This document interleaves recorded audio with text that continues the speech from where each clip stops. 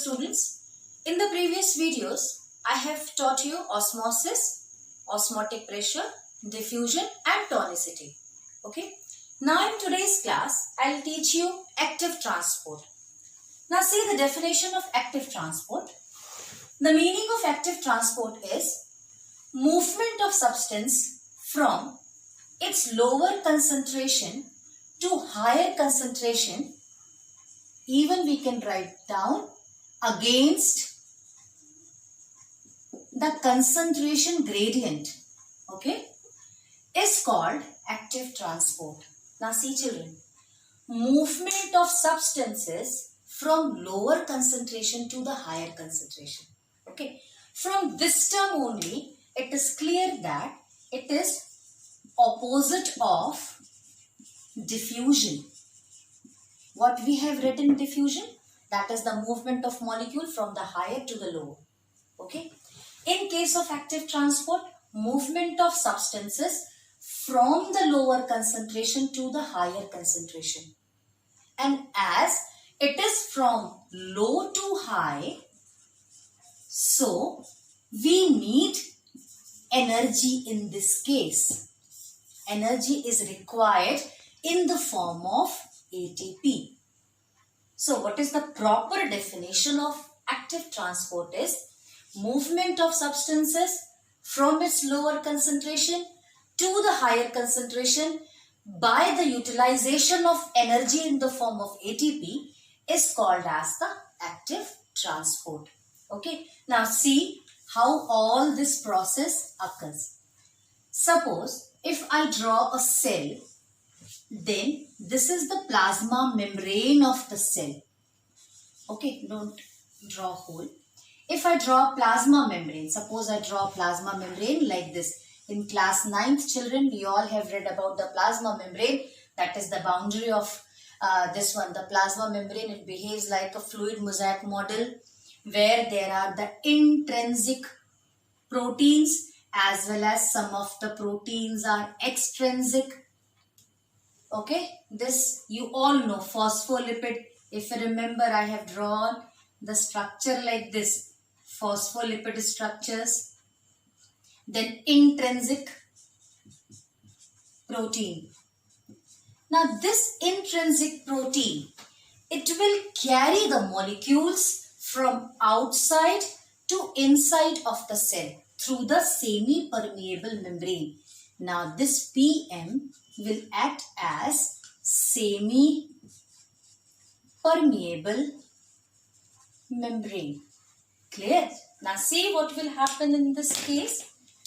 These proteins, what they will do, the energy in the form of ATP will dissociate and it will change into ADP plus PI molecule. 1-phosphate ion, because it is adenosine triphosphate, it will dissociate by the process of hydrolysis and it will get converted into adenosine diphosphate plus 1-phosphate ion will released. During this breaking down, energy will be released. Okay. Now see what these protein molecule will do. They will use this energy for the exchange of ions. Now basically what ions are exchanged by the cell? One is sodium and potassium ion. Okay, now see children, why we need active transport? What is the utilization of active transport? Because active transport help in the exchange of sodium and potassium ions. Clear? Now suppose the ions are present outside the environment and inside the cell, potassium ions are present. Clear? Now what will happen?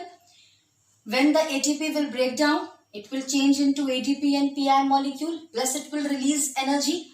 This energy will be utilized by the protein molecule and this protein molecule will help in the outgoing of the sodium ion and incoming of the potassium ion.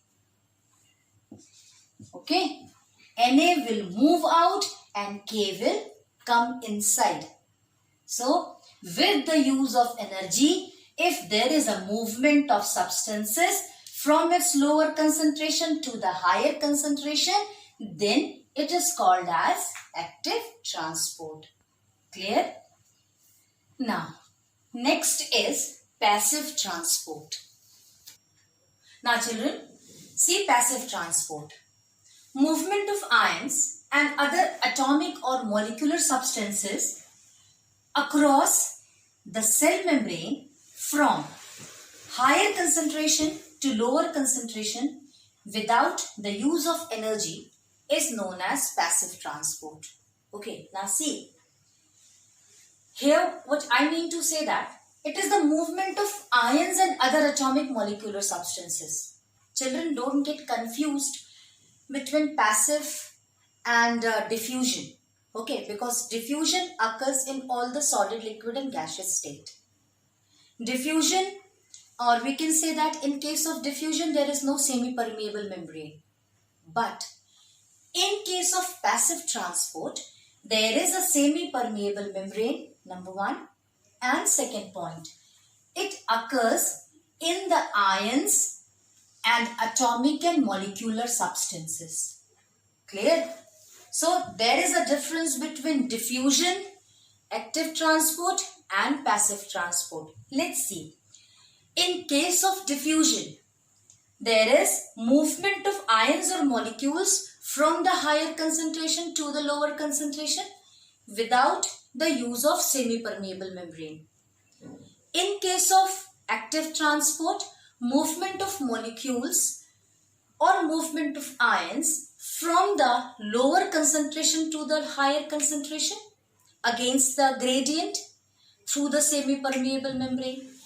And in case of passive transport, again the movement of the ions and the substances from the higher to the lower through the semi-permeable membrane. Clear the first difference between the three. Now, few more differences between the diffusion and active transport. Like in case of diffusion, there is no need of energy. Okay, but in case of active transport, there is a requirement of energy because we are moving opposite direction. And in case of passive transport also, there is no need of energy. And we can say that in case of diffusion, we can use solute, solvent both. But in case of active and passive transport, we use only and only ions and other atomic or molecular substances. Clear? So this is all about the active transport and passive transport.